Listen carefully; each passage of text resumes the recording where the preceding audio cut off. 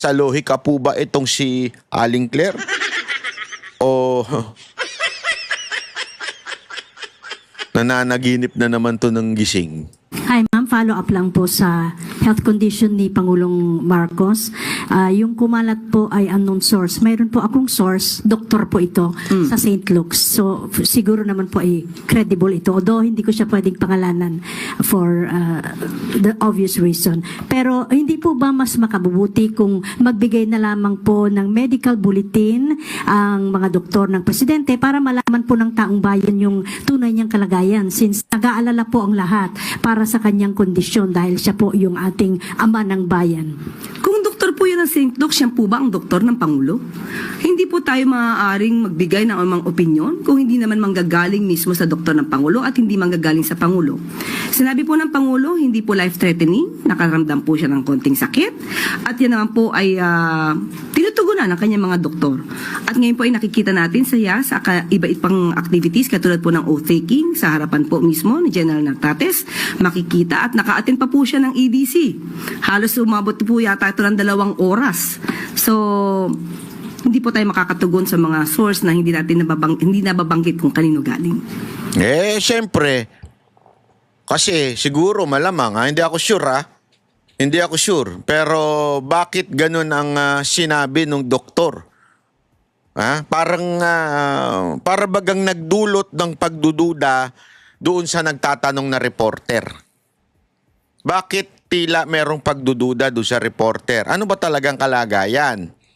Kasi may nakausap siyang doktor doon sa mismong ospital na kung saan nagpagamot si BBM. So, ibig sabihin, may alam, ayaw lang sabihin kasi alam mo naman, pwede siyang idemanda dyan yung doktor pagka nagsalita siya kung anong sakit ni Marcos, bawal yun. Any particular person, bawal yun. Merong privacy pagdating sa sakit ng isang tao. So, hindi niya pwedeng pabanggit yung pangalan niya. At hindi rin pwedeng banggitin kung ano yung sakit na yun. Pero gayon pa man, ito'y nagdudulot ng duda. Bakit may ibang tila sinasabi yung ibang doktor dyan sa loob daw nung pinagpatinginan ni BBM, iba ang sinasabi sa nire-report sa taong bayan.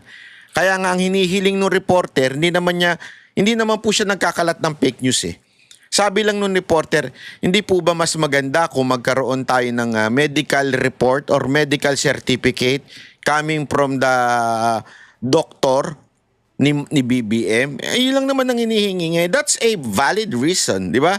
That's a valid argument na pwede ba, ma'am, hingi ka na lang kami ng medical certificate kung ano man yung sakit. Yun nga, may mga sakit sa kumpanya, di ba? Bago ka bigyan ng kaukulang permiso o hindi mabawas sa iyo yung sahod mo o di kaya naman payagan kang hindi pumasok sa paaralan, ay hihingi ng medical certificate. No? Kahit ba sabihin mo, ito kasi ang dahilan nito ni Aling Claire. Yung logic na talagang hindi logic ng pang-abogado. Sabi niya, yung malala lang naman daw ang bibigyan ng medical certificate. Ay, talaga nga naman. Kawawa. Gago!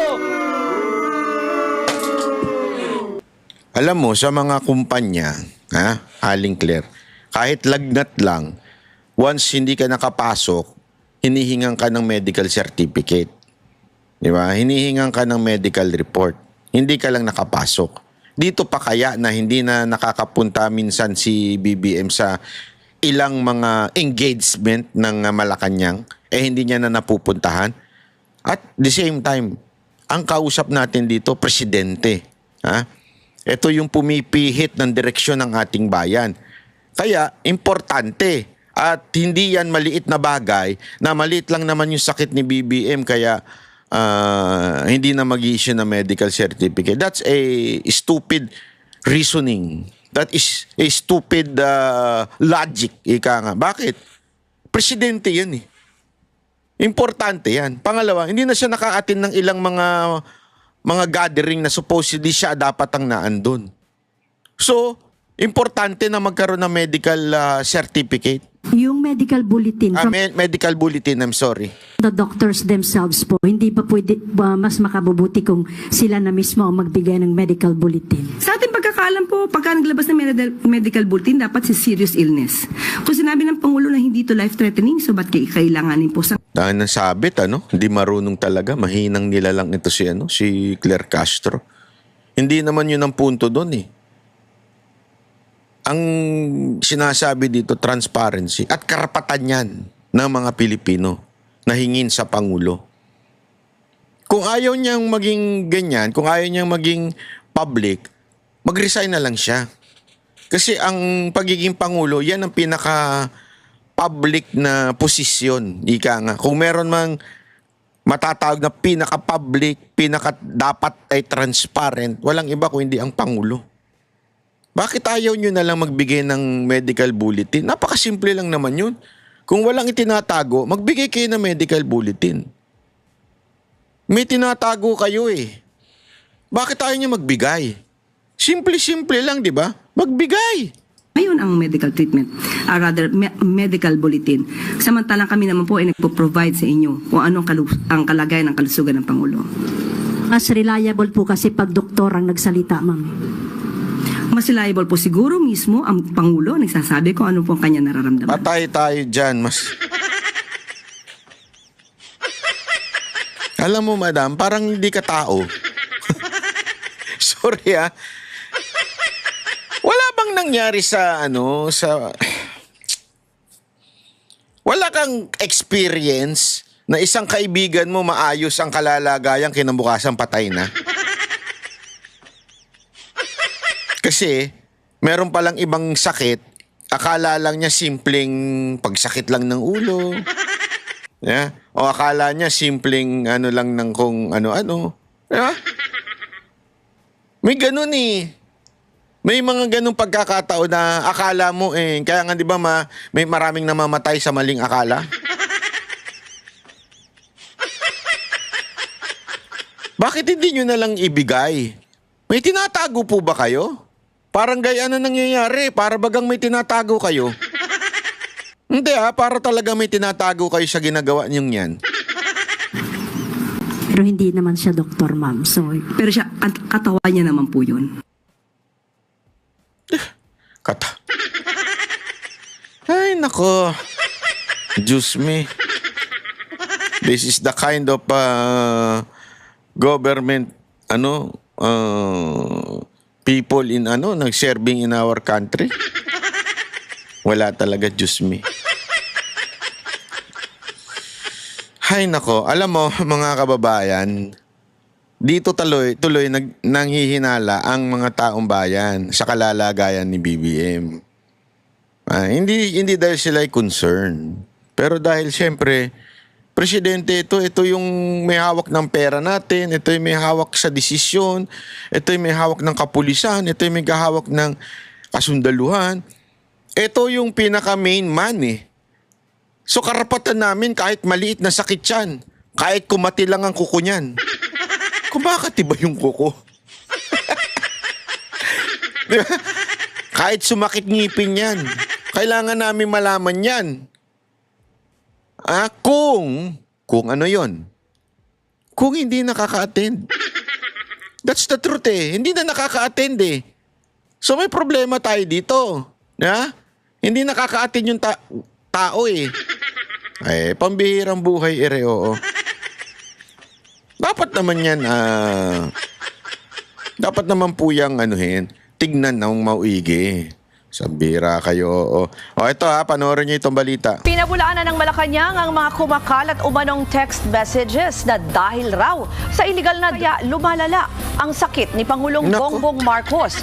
Gawa-gawang kwento lang daw yan, kaya hindi dapat paniwalaan. At para sa update live mula sa Malacanang, nasa frontline ng balitang yan, si Maricel Halili. Maricel, kamusta na ba ang Pangulo at nagpakita na ba siya sa mga events dyan sa Malacanang? Nako, Ruth, no show pa rin si Nako? Pangulong Bongbong Marcos sa mga event dito sa Malacanang. Ang una niya dapat pupuntahan ay yung awarding ceremony, pagkilala para doon sa mga government workers na maganda yung naging performance. Alas 9 yan dapat ng umaga kaninang umaga dito pa rin sa Malacanang, pero hindi siya nagpakita dyan. Sa halip, si Executive Secretary Ralph Recto ang naging kinatawan niya at nanguna dito sa awarding ceremony. Ang paliwanag naman ni ES Recto, kahit naman sino na nagkakaroon ng sakit, kailangan din naman magpahinga. Siya raw mismo na-diagnose na nagkaroon din ng diverticulitis noong nakaraang taon at kinailangan din naman niya na magpahinga ng 1 linggo kada episode. Doon sa 2 beses na diagnose siya nito. Pero sa ngayon daw, ang sinasabi naman ni Palace Press Officer Undersecretary Claire Castro, hindi naman kailangan na mag-release pa sila ng medical bulletin dahil inire-release lang daw itong medical bulletin kapag serious yung kondisyon ng isang Pangulo. Pero sa ngayon, mismong si PBBM naman daw ang nagsabi na hindi naman daw ito life-threatening.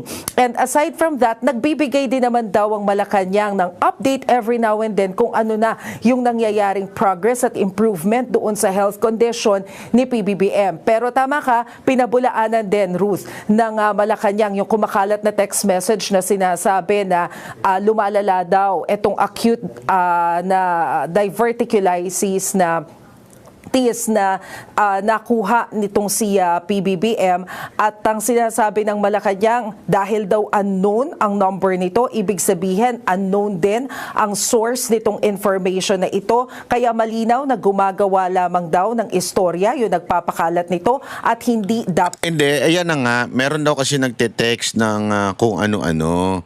Kaya nga, alam mo, napaka-importante yung medical bulletin. Bakit hindi nyo na lang ilabas yun? O baka naman hindi lang kayo ready at this time. Pwede nyo namang o sabihin na, wait lang, idodoktorin mo. Ay, dodoktorin. Doktor kasi. Aayusin muna namin, ganun, di ba? Doktorin.